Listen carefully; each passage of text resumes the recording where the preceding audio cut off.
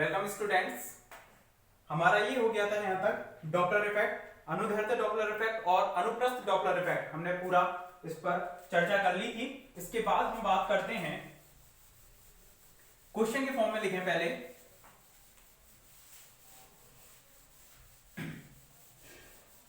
Question डालो और उसके फॉर्म में लिखो, चतुर्विम आवृत्ति को परिभाषित कीजिए।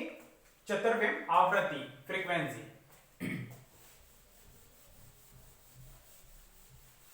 चतुर्विम आवृत्ति को परिभाषित कीजिए एवं इसकी सहायता से डॉपलर प्रभाव की समीकरण व्युत्पन्न कीजिए। एवं इसकी सहायता से डॉपलर प्रभाव की समीकरण व्युत्पन्न कीजिए।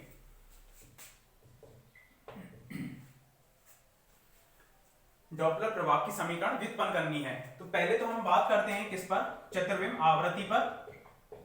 तो हेडिंग डाल देना चतुर्विम आवृत्ति फ्रीक्वेंसी।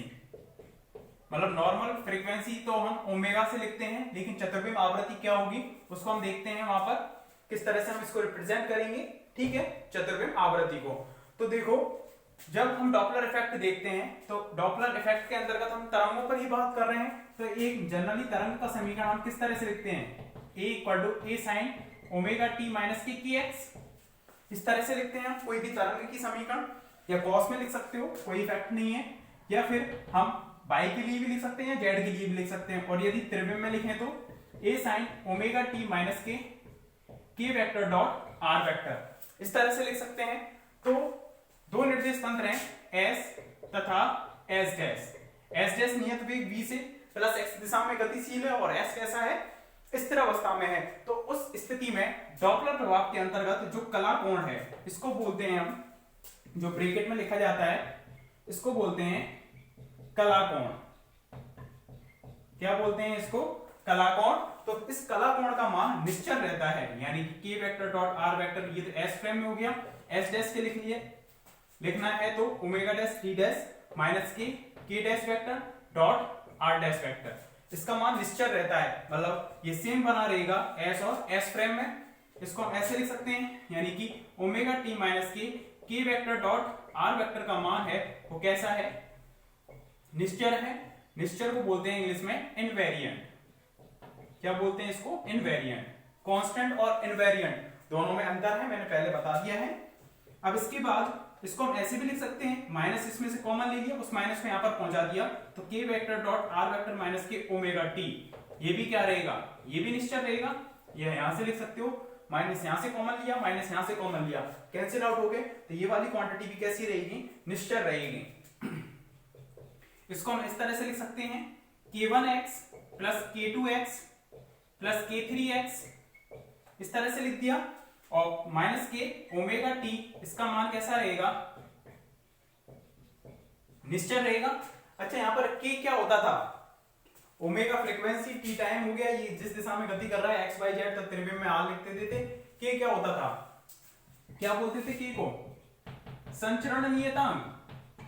क्या बोलते थे इसको, संचरण नियतांक। इसकी वैल्यू होती थी 2 अपॉन लैम्बडा। प्रोपोगेशन कांस्टेंट बोलते हैं इंग्लिश में, प्रोपोगेशन कांस्टेंट। क्या बोलते हैं इसको, प्रोपोगेशन कांस्टेंट। 2 अपॉन लैम्बडा के बराबर होता है ये। तो यहां पर इस तरह से लिख दिया इसको।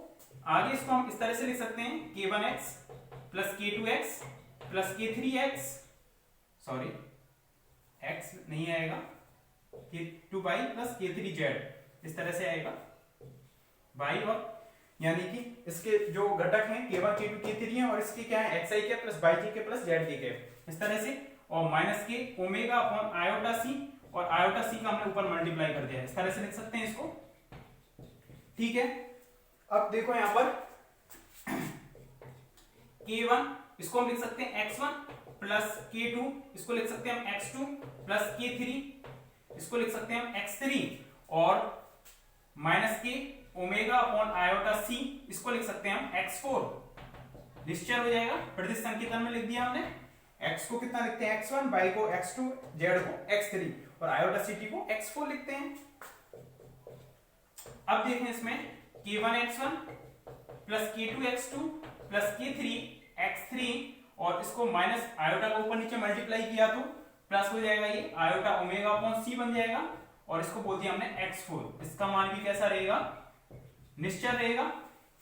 ठीक है, इसको हम आगे इस तरह से लिख सकते हैं k1 x1 plus k2 x2 plus k3 x3 plus k4 x4 equal to निश्चय, जहां हमने मान लिया, जहां माना k4 कितने के बराबर है, k4 है वो आयोटा ओमेगा अपॉन c के बराबर है। ठीक है, तो यहां से आप इसको इस तरह से लिख सकते हैं कि समीशन ऑफ k म्यू और x म्यू, ये इसका मान कैसा रहेगा, निश्चय रहेगा, और म्यू कहां से कहां तक वेरी करता है,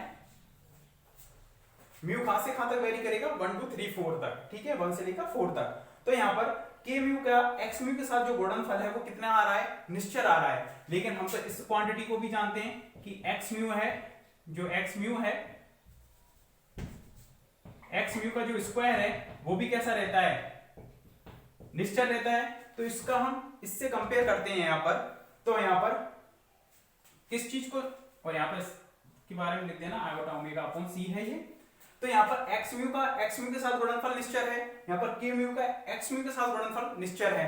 तो मतलब एक तरह से k म्यू है वो किसका काम कर रहा है, यहां पर चतुर्विम सदिश का ही काम कर रहा है। x म्यू k म्यू है वो कितने के बराबर रहा, x म्यू के बराबर, मतलब चतुर्विम सदिश के बराबर ही रहा, ये लिख सकते हैं। इस k म्यू को ही यहां पर बोलते हैं हम चतुर्विम आवृत्ति। क्या बोलते हैं यहां पर, चतुर्विम आवृत्ति बोलते हैं। क्यों, देखो जो k वेक्टर है, सॉरी k म्यू है उसके 4 कंपोनेंट होंगे, k1 k2 k3 और k4। इस तरह से k1 कितने के बराबर था, kx, ये ky, ये kz, और ये था आयोटा ओमेगा अपॉन c के बराबर। इन तीनों को हम इस तरह से लिख सकते हैं, k वेक्टर और आयोटा ओमेगा अपॉन c, इस तरह से लिख सकते हैं। ठीक है, अब देखें जगह और नहीं है यहां पर, पहले यहां तक लिखना है फिर बताऊंगा उसको आगे। लिखें चतुर्विम आवृत्ति, हेडिंग डालकर,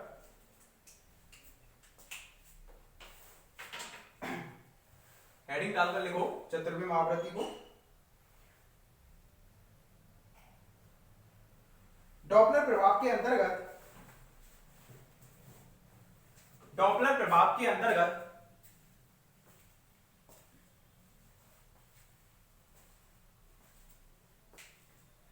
निर्देश तंत्र S व S डैश में, डॉपलर प्रभाव के अंतर्गत निर्देश तंत्र S तथा S डैश में कला कोण का मान निश्चल रहता है।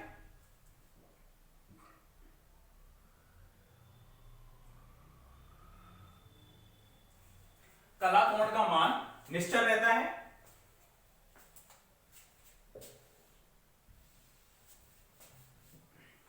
और इसको पूरा लिख दो यहां तक।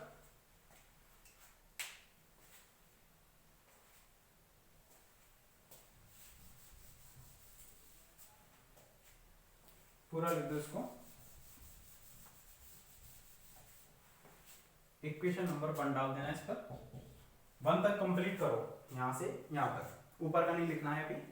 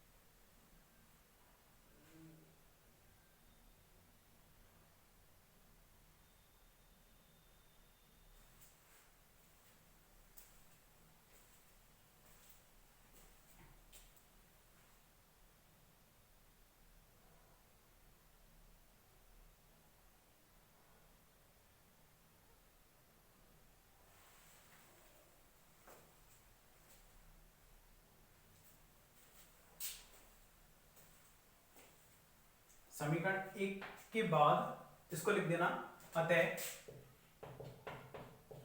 k mu equal to k1 k2 k3 k4, 4 components होंगे। k1 कितने के बराबर था, kx के बराबर, यहां माना था हमने k1 को, वो kx के बराबर ही होगा।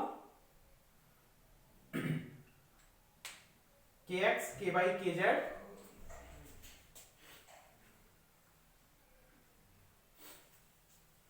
और आयोटा ओमेगा अपॉन सी, फोर्थ कंपोनेंट है उसका K4 आयोटा ओमेगा अपॉन सी।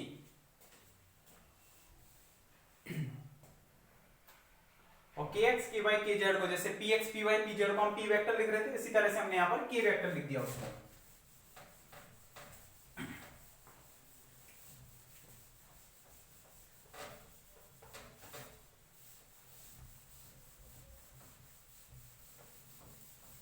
आगे देखो, इसमें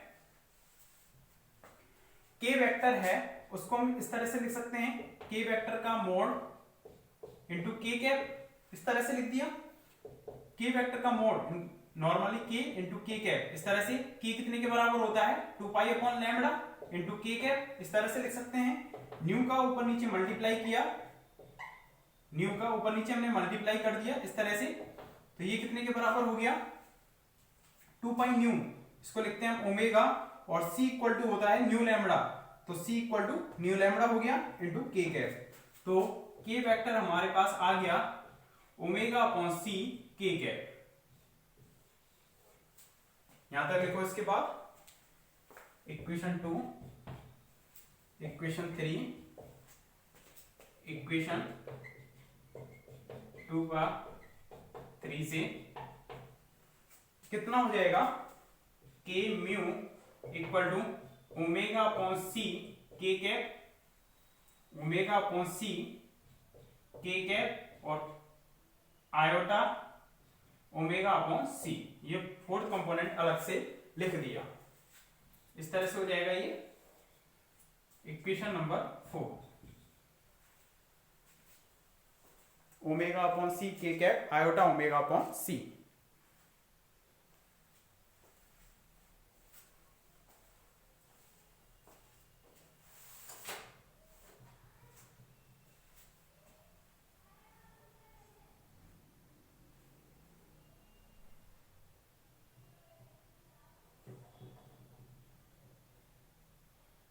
ठीक है, तो के म्यू के 3 कंपोनेंट तो कितने हो जाएंगे ओमेगा अपॉन सी कैप, अब ओमेगा अपॉन सी की कैप, आई दिशा में आई कैप, बाई दिशा में बाई कैप और जेड दिशा में जेड कैप, इस तरह जे के कैप हो जाएगा, ये जेड कैप लिख सकते हो। और फोर्थ कंपोनेंट कितना हो जाएगा आयोटा ओमेगा अपॉन सी, जो कि कैसा है इमेजिनरी है, काल्पनिक है। ठीक है, तो यहां पर एक तरह से हम बात करें, क्योंकि के इक्वल टू कितना होता है 2 पाई अपॉन लैम्डा, ठीक है, और ये के कितने के बराबर आ रहा है, के इंटू की कैप से इसकी कंपेयर करें तो ओमेगा अपॉन सी के बराबर आ रहा है। तो ये है जो के है वो किसके रूप में आ रहा है, आवृत्ति के रूप में। तो इस आवृत्ति, इसको के म्यू को यहां पर बोलते हैं चतुर्विम आवृत्ति।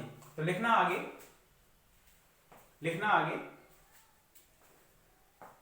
समीकरण 1 से स्पष्ट है कि के म्यू का एक्स म्यू के साथ गुणनफल एक निश्चल राशि होती है। समीकरण 1 से स्पष्ट है कि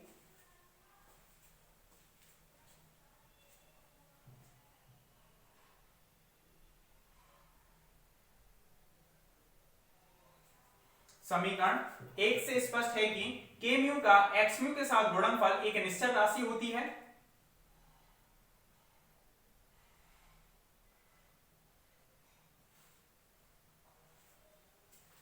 तथा हम जानते हैं कि समीशन ऑफ एक्स म्यू का स्क्वायर इक्वल टू निश्चल होता है। तथा हम जानते हैं कि समीशन ऑफ एक्स म्यू का स्क्वायर इक्वल टू निश्चल होता है। अतः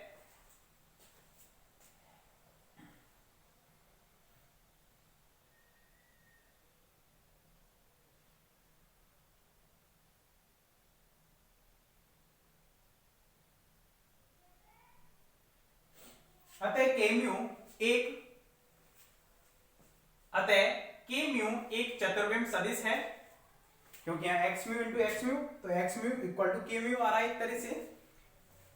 अतः के म्यू एक चतुर्विम सदिश है, जिसे चतुर्विम आवृत्ति कहते हैं, क्योंकि वो हर टर्म में कितना आ रहा है ओमेगा अपॉन सी, यानी फ्रीक्वेंसी आ रही है, इसलिए हम इसको बोल देते हैं चतुर्विम आवृत्ति। जिसे चतुर्विम आवृत्ति कहते हैं। अब हेडिंग डालना है इसके बाद। इसका यूज करते हुए हमें डॉपलर प्रभाव की जो समीकरण आई थी उसको हमें डिराइव करना है। Nu equal to nu dash upon gamma 1 minus के बीटा कॉस थीटा, उसको डिराइव करना है चतुर्विम आवृत्ति की सहायता से। एक तो पूरा डॉपलर इफेक्ट था, नॉर्मली हमने सीधा निकाला था, उसको लॉरेंस ट्रांसफॉर्मेशन का यूज करते हुए, और एक इस चतुर्विम आवृत्ति की सहायता से भी हम निकालेंगे उसको। तो हेडिंग डाल देना चतुर्विम आवृत्ति की सहायता से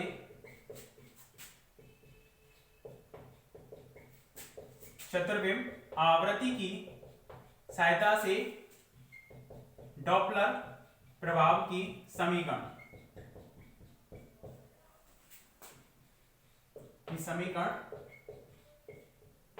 इस तरह से लिख दो। चतुर्विम आवृत्ति की सहायता से डॉपलर प्रभाव की समीकरण।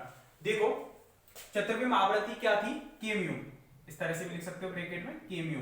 तो S और S डैश निर्देश तंत्र में हमें के म्यू का रूपांतरण करना है। कौन कौन से निर्देश तंत्र, S और S डैश। S डैश है वो नियत वेग v से गतिशील है, जबकि S उसके सापेक्ष कैसा है, स्थिर अवस्था में है। तो देखें इसमें जो हमने लॉरेंस ट्रांसफॉर्मेशन में एक मैट्रिक्स पढ़ी थी इस तरह से, गामा 1 1 गामा, यहां पर आया था iota gamma beta, iota gamma beta, और यहां आ रहा था माइनस की आयोटा गामा बीटा। इस तरह से समीकरण आ रही थी, और ये सभी एलिमेंट्स कितने थे, 0 थे। इस तरह से सभी एलिमेंट कितने थे, ये 0 थे। गामा 1 1 गामा मुख्य विकर्ण के अवयव, और ये iota gamma beta minus k iota gamma beta. यहां पर हम किसी भी वेक्टर को, चतुर्विम को एक फ्रेम से दूसरे फ्रेम में रिप्रेजेंट कर सकते हैं। तो यहां पर लिख दिया हमने k1 k2 k3 k4, ये तो S फ्रेम में है, और रूपांतरण करना है हमें S डैश में। इसमें ले लिया हमने k1 dash, k2 dash, k3 dash और k4 डैश, इस तरह से लिख दिया। ठीक है, अब इससे हम समीकरणों को निकालें तो वो समीकरण कितनी आएगी, k1 डैश इक्वल टू कितना आ जाएगा, gamma k1 plus iota gamma beta k4, समीकरण नंबर 1। इसी को सॉल्व करने पर आएगा k2 डैश इक्वल टू कितना आ जाएगा, k2 बस, और k3 डैश इक्वल टू कितना आ जाएगा, k3 dash equal to k3, और k4 डैश इक्वल टू कितना हो जाएगा, इसका मल्टीप्लाई करेंगे तो minus k iota gamma beta, और ये कितना हो जाएगा k1, और प्लस में कितना हो जाएगा गामा k4। इनको सॉल्व करने पर ये आएंगे। इसको डाल दिया इक्वेशन 2, इसको 3 और इसको 4 डाल दिया। ठीक है, अब यहां पर हम समीकरण 4 का मेनली यूज करेंगे। तो इसमें हमें 3 वैल्यू डालनी है,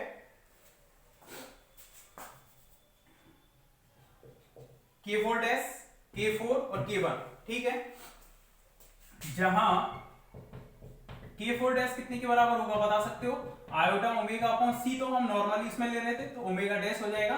k4 कितना हो जाएगा, आयोटा ओमेगा अपॉन c हो जाएगा। k1 कितने के बराबर था, kx के बराबर था, k1 k2 k3, तो k1 कितने के बराबर था, kx के बराबर। और kx को हम कितना लिख सकते हैं, देखो इस तरह से, k वेक्टर है ये, ठीक है, k वेक्टर है, ये थीटा एंगल बना रहा है x अक्ष के साथ, और ये y है। तो k का इधर घटक कौन सा आएगा, kx, इधर वाला घटक होता है ky, तो kx तो इक्वल टू कितना होगा, k cos थीटा, और ky इक्वल टू कितना होगा, k sin थीटा, ये हो जाएगा। तो k1 इक्वल टू kx, तो kx कितने के बराबर आया, k cos थीटा, k को हम कितना लिख सकते हैं, omega upon c cos theta, ये लिख सकते हैं k को, चूंकि k इक्वल टू कितना था हमारे पास, 2 पाई अपॉन लैम्डा, इसमें न्यू का हमने दोनों तरफ ऊपर नीचे मल्टीप्लाई कर दिया, तो ये कितने के बराबर आया था, ओमेगा बाई c के बराबर, उससे लिख दिया हमने k1 को। ठीक है, इक्वेशन इसको डाल दिया 5, इसको डाल दिया 6, और इसको डाल दिया 7। कर सकते हैं इतना, उससे बता दिया हमने चित्र से कि k वेक्टर के कंपोनेंट kx और ky किस तरीके से आए। अब इसमें k1 की वैल्यू, k4 की वैल्यू और k4 डैश की वैल्यू डालनी है समीकरण 4 में। समीकरण 4 में कौन कौन सी से, 5, 6 व 7 से मान रखने पर, रख दो तो वैल्यू, कितना आएगा हमारे पास K4 डैश यानी कि आयोटा ओमेगा डैश अपॉन सी हो जाएगा। ये कितना हो जाएगा minus k iota gamma beta K1 की वैल्यू ओमेगा अपॉन सी कॉस थीटा प्लस में गामा K4 की वैल्यू है आयोटा ओमेगा अपॉन सी। ठीक है, ये हो जाएगा आयोटा बाई सी से आयोटा बाई सी सभी में कैंसिल आउट हो रहा है, तो पहले omega dash equal to minus k iota गया gamma beta omega cos theta और प्लस में गामा ओमेगा, ये बचेगा। ठीक है, और सभी आयोटा बाई सी से आयोटा बाई सी इसमें कैंसिल हो जाएगा। तो चतुर्विम आवृत्ति के म्यू की सहायता से डॉपलर प्रभाव की समीकरण इसमें हेडिंग डाल के देखो, इसको लिखना इसमें, चूंकि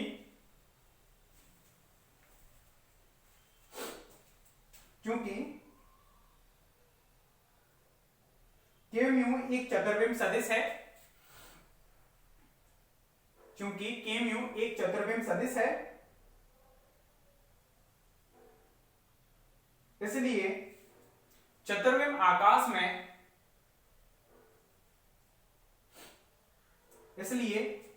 आकाश में इसका रूपांतरण निम्न मैट्रिक्स के द्वारा किया जा सकता है। इसलिए चतुर्विम आकाश में इसका रूपांतरण निम्न मैट्रिक्स के द्वारा किया जा सकता है।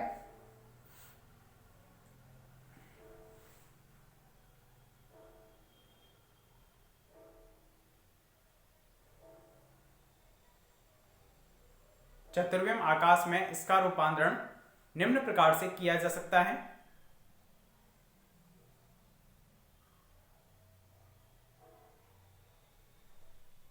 और पूरा लिख दें इसको यहां तक, इसको एक बार कंप्लीट ही देख लो। इधर देख लो, ओमेगा इक्वल टू और फ्रीक्वेंसी में न्यू में हमें रिलेशन चाहिए, तो 2 पाई न्यू डैश लिख सकते हैं इसको, माइनस के आयोटा गामा, इसको लिख दिया हमने 2 पाई न्यू और कॉस थीटा, और इसको लिख दिया गामा 2 पाई न्यू। ठीक है, 2 पाई से कैंसिल आउट हो जाएगा सभी में, तो न्यू डैश इक्वल टू कितना आ जाएगा माइनस के gamma beta new cos theta और प्लस में गामा न्यू, ये हो जाएगा। तो यहां पर हम लिख सकते हैं न्यू डैश गामा न्यू, ये कॉमन आ जाएगा, तो 1 माइनस के बीटा कॉस थीटा बचेगा। तो nu equal to nu dash, nu equal to nu dash, और नीचे लेके हम गामा 1 माइनस के बीटा कॉस थीटा को। ठीक है, तो ये डॉपलर इफेक्ट का समीकरण था, और इससे हम उन केसों को निकाल सकते हैं, लेकिन वो काम नहीं करना है, केवल हमें समीकरण निकालकर बतानी थी। लिख दो यहां तक,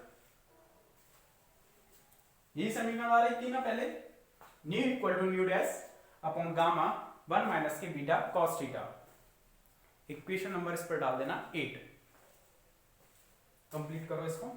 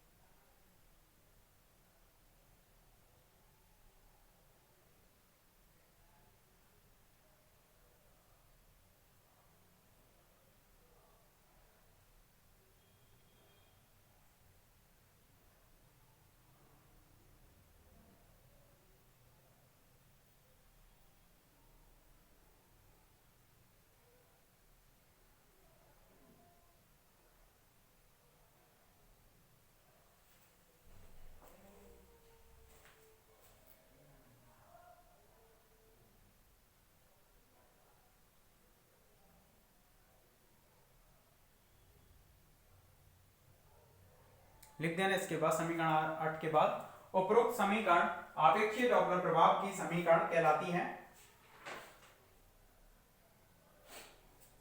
उपरोक्त समीकरण आपेक्षीय डॉपलर प्रभाव की समीकरण कहलाती है।